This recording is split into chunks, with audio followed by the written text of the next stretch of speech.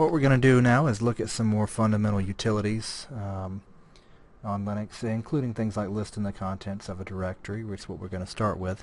The way that we list the contents of a directory is simply, ls, and I'm going to go to my home directory too to be sure that I'm there first. Create a couple of files, 1, touch, 2, touch, 3. So you can see that when I type the ls command that these are showing up.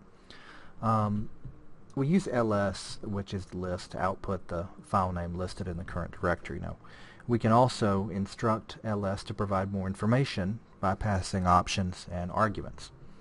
So if we want to list the files in the current directory, we can type just ls, or we can do ls dash capital F. ls capital F places a / at the end of the name of each directory. So if you have any files that are executable, they will have an asterisk after the name. So let me give you an example here. I'm going to create another directory, this dar. So there's ls dash F. Notice now has a / after the directory name. Now if I make one of these files executable, so if I say chmod +x number 3, and I'm going to go back to ls, it's green, ls-f, there's a star after the name. So even if your bash shell does not color code, the ls-f will give you a hint there as to whether it is executable or whether it's a directory. Now, if we want to list the files in the current directory but tell ls to provide the long listing, we can say ls -l. Yes, it does look like the number 1.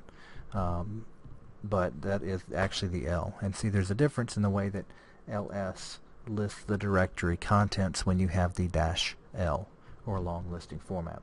The output is a list of file names and other information, one file to a line.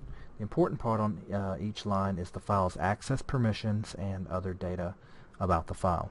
If the file name begins with a period, ls is programmed to treat it as a hidden, or basically like a housekeeping file, and does not include those. Now, we can instruct ls to list those dot files in the output by including the appropriate option, and that is ls-a. And so you see there's several other files in here when we include the -a or the -all option to ls. It includes in the output all files in the current directory, including the dot or hidden files. The files such as your .bash history, your .bash logout, your .bash profile, .bash rc, these are all hidden, and we don't really use those files. Those are included for bash to use for configuration settings, and we use them maybe to have configuration instructions for our programs. And we can also combine these commands, so I can say ls-a capital F.